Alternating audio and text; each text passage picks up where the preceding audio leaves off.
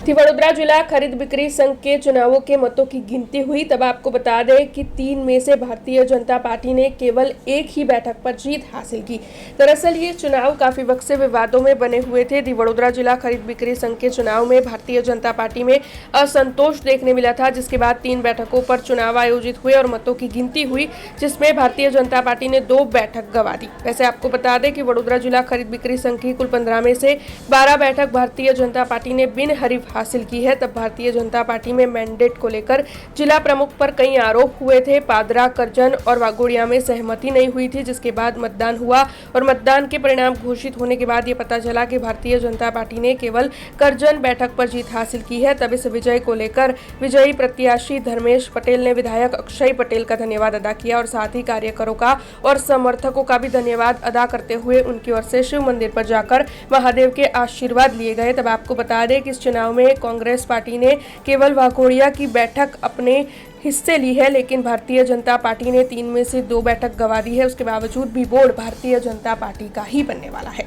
Bharatiya Janata party ने वर्षों काम करता युवान ने भारतीय जनता पार्टीए जो मेन्डेट आप्यो छे અને ધારાસભ્ય તરીકે અને અમારા કાર્યકરોએ પણ જે જવાબદારી લઈને આજે મતદારો સુધી પહોંચી અને મતદારોનો આ તબક્કે હું ખૂબ ખૂબ આભાર માનું છું કે જે સંસ્થાઓ જે અત્યારે કરજણ વિધાનસભાની જે સંસ્થાઓ છે જે જૂજ સંસ્થાઓ બચી છે અને સંસ્થાઓની જે મિલકત છે એની સલામતી અને એ સંસ્થાઓ કાયમ માટે સચવાય અને ખેડૂતોને કાયમ માટે ઉપયોગી નીવડે એ ધ્યેય સાથે અમે આ ચૂંટણી પ્રચાર કર્યો છે।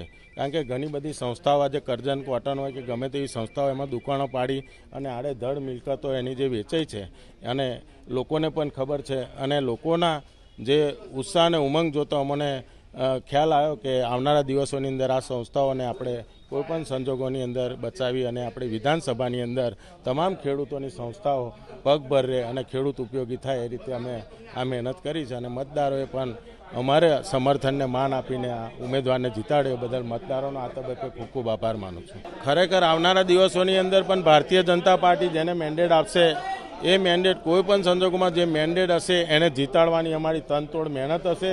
એ કોઈપણ સંજોગોની અંદર અમારો ઉમેદવાર જીતે એ રીતે અમે મહેનત કરીશું।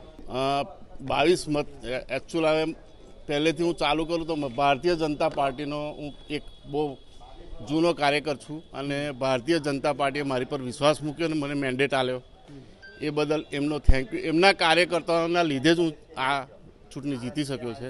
અક્ષયભાઈનો બહુ મોટો સાથ હતો મારી જોડે।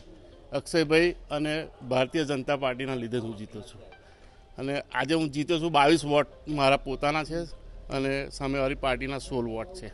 અક્ષયભાઈનો સાથ રહ્યો તો સહકારી એકમ હવે સારી રીતે આગળ ચાલશે મને એવું લાગે છે, કેમ કે અમારા સહકારી બહુ મોટા આગેવાન કે જે જિલ્લામાં પણ ભારતીય જનતા પાર્ટીનું એમને પદ લીધેલું છે એવા માણસે મને એવું કીધું હતું કે તું મેન્ડેટ લઈને લડીશ તો હું તને પાડી દઈશ।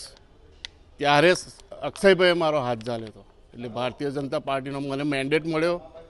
એમને કીધા પછી મને મેન્ડેટ મળ્યો છે અને મેન્ડેટથી હું જીત્યો છું। આજે મેન્ડેટ પ્રથા એટલે હોવી જોઈએ કે દરેક કાર્યકર્તાને ચાન્સ મળે, કેમ કે ભારતીય જનતા પાર્ટી બહુ મોટો પરિવાર છે અને એમ બધાને આગળ જવાનું બધાને મન થતું હોય બરાબર। કાર્યકર્તા કામ કેમ કરે કે ભાઈ મને કંઈક કોઈ જગ્યાએ જગ્યા મળે। આ તો બધા નેતાઓ જ જો લડ્યા કરવાના હોય મોટા મોટા નેતાઓ, તો પછી કાર્યકર્તાઓની જરૂર શું છે। हमसे जुड़े रहने के लिए हमारे YouTube चैनल को सब्सक्राइब करें और नई वीडियो की नोटिफिकेशन के लिए बेल आइकॉन को दबाएं।